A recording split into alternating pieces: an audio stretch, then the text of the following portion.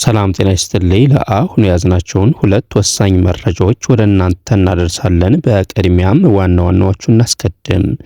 የመንግስት ሰራተኞች ከቤተሰቦቻቸው በውርስና በስጦታ መሬት ማግኘት እንዲችሉ አዲስ አዋጅ ወጣም። ይህ በእንዲህ እያለ ለጡረተኞች መልካም ዜና ተሰምቷል። የጡረታ ተቆራጭ ላስቀመጡ ብቻ ሳይሆን ገበሬ፣ የቤት ሰራተኛና የቤት እመቤት ለሆኑት ሁሉ መንግስት ተገቢ የሆነ ጡረታ ሊቆርጥላቸው ይገባልም ተብሏል።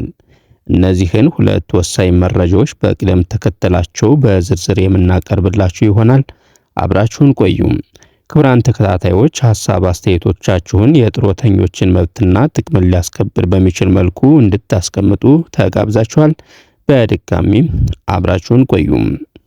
በቅድሚያም የመንግስት ሰራተኞች ከቤተሰባቸው በውርስና በስጦታ መሬት ማግኘት እንዲችሉ አዲስ አዋጅ ወጣም። ከሰሞኑ የአማራ ክልል መሬት ቢሮ አዲስ የገጠር መሬት አጠቃቀም አዋጅ ይፋ አድርጓል። በአዲሱ የገጠር መሬት አስተዳደርና አጠቃቀም አዋጅ ዙሪያ በተሰጠ ማብራሪያ አዲሱ አዋጅ ከዚህ በፊት ሲነሱ የነበሩ የዘርፉ ችግሮችን በመለየት የመፍትሄ አማራጮችን አካቷል ተብሏል። እስካሁን የነበረው አዋጅ ባህላዊ የመሬት አያያዝና የግጭት አፈታት ስርዓቶችን ግምት ውስጥ በማስገባትና እውቅና መስጠት ላይ ችግሮች የነበሩበት እንደሆነ፣ በአሁኑ አዋጅ ግን ሽምግልና አንዱ የግጭትና አለመግባባትን የሚፈታበት አማራጭ ሆኖ እንዲካተት መደረጉ ተገልጿል። ይህ አዋጅ የመንግስት ሰራተኞች ከቤተሰባቸው በውርስና በስጦታ መሬት ማግኘት እንዲችሉ ፈቅዷል። አዲሱ የገጠር መሬት አስተዳደርና አጠቃቀም አዋጅ እነዚህን አዲስ ነገሮች ይዟል። በአዲሱ ረቂቅ አዋጅ ካሁን በፊት ተግባራዊ በተደረጉ የገጠር መሬት አስተዳደርና አጠቃቀም ህጎች ያልነበሩና የገጠር መሬት ባለይዞታዎችን መብትና ጥቅም ለማስፋት በግል ይዞታ ላይ የለማን የማይንቀሳቀስ ንብረት መሸጥና ማስተላለፍ እንዲችሉ ይፈቅዳል። የገጠር መሬት ባለይዞታዎች መሬታቸውን በስጦታም ይሁን በውርስ ማስተላለፍ የሚችሉበት በገጠር መሬት አዋጅ ለተፈቀደላቸው የህብረተሰብ ክፍሎች ነበር። ይህ ከቤተሰቦቻቸው መሬት የማግኘት መብት ሊኖራቸው የሚገቡ የህብረተሰብ ክፍሎችን ጥቅም ገድቦ ቆይቷል። በአሁኑ አዋጅ የመንግስት ሰራተኞች ከቤተሰባቸው በውርስና በስጦታ መሬት ማግኘት እንዲችሉም ይፈቅዳል። በአዲሱ አዋጅ የገጠር መሬት ባለይዞታዎች የይዞታ መብትን ለፈለጉት ሰው በስጦታ በውርስ ማስተላለፍ መብትን ለማንኛውም የህብረተሰብ ክፍል ይፈቅዳል። የገጠር መሬት ይዞታን ለብድር ዋስትና ማስያዣነት በመጠቀም የብድር አገልግሎት ማግኘት የሚቻልበትን ድንጋጌ አካቷል። ይህም የክልሉ አርሶ አደር የብድር አቅርቦት ችግር መፍትሄ የሚሰጥ ነው ተብሏል። በአዲሱ አዋጅ በአስገዳጅ ሁኔታ የመሬት አስተዳደርና አገልግሎት አሰጣጥ ስርዓቱ ዲጂታላይዝድ መሆን እንዳለበት በግልጽ ተመላክቷል። ለሴቶች፣ ለህፃናት፣ ከቀያቸው በጊዜያዊነት ለለቀቁ፣ በሕግ ጥላ ስር ላሉ፣ ለህሙማን፣ ለአረጋውያንና ወዘተ ጉዳዩን ልዩ ትኩረት በመስጠት የህግ ከለላና መብት ጥበቃም አካቷል። ይህ ድንጋጌ ከዚህ በፊት በነበሩ ህጎች ላይ ተካቶ ተፈጻሚ ቢሆንም በልዩ ትኩረት የተጋላጭ የህብረተሰብ ክፍሎችን መብትና ጥቅም ጥበቃ ትኩረትና ባለቤት በመስጠትም በኩል ትኩረት ተሰጥቶታል። በሌላ መረጃ የጡረታ ተቆራጭ ላስቀመጡ ብቻ ሳይሆን ገበሬ፣ የቤት ሰራተኛና የቤት እመቤት ለሆኑት ሁሉ መንግስት ተገቢ ጡረታ ሊቆርጥላቸው ይገባል ተባለ። ሄልፔጅ ኢትዮጵያ የአረጋውያን መብት በማስጠበቅና ስለ መብቶቻቸው እንዲያውቁ ከሚሰራቸው ስራዎች በተጨማሪ ራሳቸውን ከጥቃት እንዲከላከሉ፣ ፍትህ እንዲያገኙና ተያያዥ ችግሮቻቸውን በመፍታት ጥቅማቸውን እንዲያስከብሩ የአረጋውያን ፓራሌጋል ቡድን በማቋቋም አረጋውያንን እያሳተፈ ይገኛል። በየክፍለ ከተማው ከተቋቋሙ ፓራሌጋል ቡድኖች መካከል በአቃቂ ቃሊቲ ክፍለ ከተማ የሚገኘው አንዱ ነው። አቶ ንጉሴ ደግፌ የአቃቂ ቃሊቲ ክፍለ ከተማ ቅርንጫፍ አረጋውያን ማህበር ፕሬዝዳንት፣ የአዲስ አበባ አረጋውያን ማህበር የኦዲት ሰብሳቢና በከተማዋ የሚገኙ የአረጋውያን ፓራሌጋል ቡድን ሰብሳቢ ናቸው። አቶ ንጉሴ እንዳሉት በአረጋውያን ላይ ሄልፔጅ ኢንተርናሽናል ድርጅት የአረጋውያንን መብትና ጥቅም ለማስከበር ስልጠና ከመስጠት ጀምሮም ሁለንተናዊ ድጋፍ ያደርጋል ብለዋል።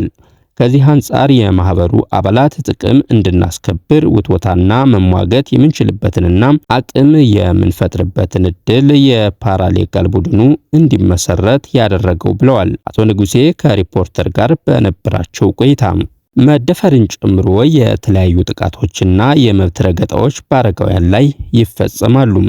የአረጋውያንን መብትና ጥቅም እንድናስከብር ከፍተኛ የሆነ ዕውቀትን ያስጨበጠን ድርጅቱ በክፍለ ከተማና በወረዳ ደረጃ ለተቋቋሙት የአረጋውያን ማህበራት የህግ ድጋፍ ሰጪ እንዲሆን ታስቦ ፓራሌጋል ቡድኑ የተቋቋመው ብለዋል። በአረጋውያን ላይ የሚደርስ የመብት ጥሰት ከቤት ይጀምራል ያሉት አቶ ንጉሴም ሰው ሲደክመው የሚገፋው ይበዛልና ደከም ሲሉ ሀብታቸውን አላግባብ በህገወጥ መንገድ በዘመድ በእንጀራ ልጅና በሌላም ሰበብ መውሰድ አለ። በህይወት እያሉ ገዳም ሄደዋል፣ ዘመድ ጋር ናቸው እየተባለ ሀብትና ንብረታቸው ይወሰዳል።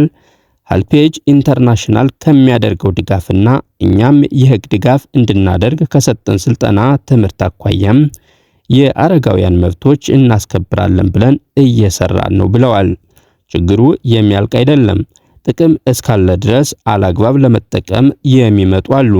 የህግ ጥሰቱም የሚቀጥል ነው። አንዳንዴ ሳይሞቱ ሙተዋል ተብለው ንብረታቸው የሚወሰድ አለ።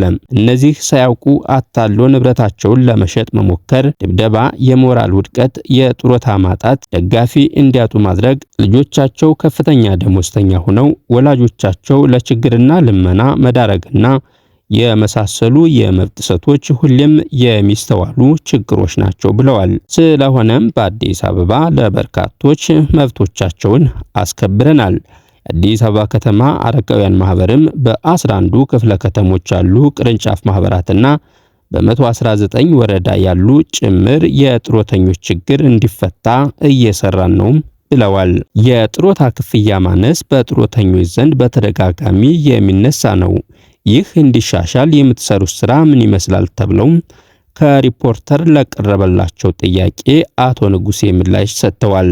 ሰው ተቀጥሮ ሰርቶና ተቆራጭ አስቀምጦ ብቻ ሳይሆን በኢትዮጵያ ገበሬ፣ የቤት ሰራተኛ፣ የቤት እመቤት የሆኑት ሁሉ ለሀገር አስተዋጽኦ ያደረጉና ሌሎችን ያበቁ በመሆናቸው መንግስት ጡረታ ሊቆርጥላቸው ይገባል ብለን እናምናለን። በመሆኑም ጡረታ የቆረጡ ብቻ ሳይሆኑ እነዚህ ጭምር በእርጅና ዘመናቸው እንደሌላው ሰራተኛ የጡረታ ባለመብት እንዲሆኑ ጥረት እያደረግን ነው።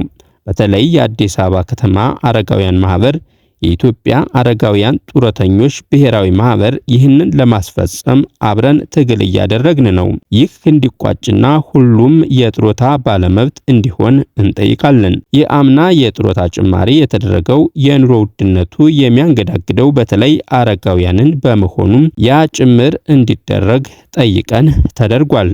ዋናው የአሁኑ ጥያቄያችን ተቀጣሪ ሆነው የጡረታ ለቆረጡ ብቻ ሳይሆን ለሀገር አስተዋጽኦ ላደረጉ ኢትዮጵያውያን ሁሉ የጡረታ መብት ሊከበር ይገባል የሚል ነው። ይህ በሌሎች ሀገሮችም ይፈጸማል። እኛም የሀገራችን አቅም ሲፈቅድ ይህ እውን ይሆናል ብለን እንጠብቃለን። በሀገራችን ለሁሉም ነዋሪ የዜግነት ሊከፈለው ይገባልን ብለን እናምናለን። የዘወትር ስራችን የአረጋውያንን መብትና ጥቅም ማስከበር ነው። ይህንንም ለማድረግ አረጋውያን የሀገርና የትውልድ ውጤቶች ስለሆኑም ሀገራቸውን ገንብተው በየጊዜው የእውቀት ሽግግር አድርገው ባህላቸውንና ጀግንነታቸውን ጭምር ለማስተላለፍ ያደረጉት ጥረት አለ የሚባል ስላልሆነም ይህንኑ አስመልክተን ባሉን የአሰራር ስርዓቶች ሁሉ ግንዛቤ መፍጠርና ልምድ የመለዋወጥ ስራ እንሰራለን ብለዋል።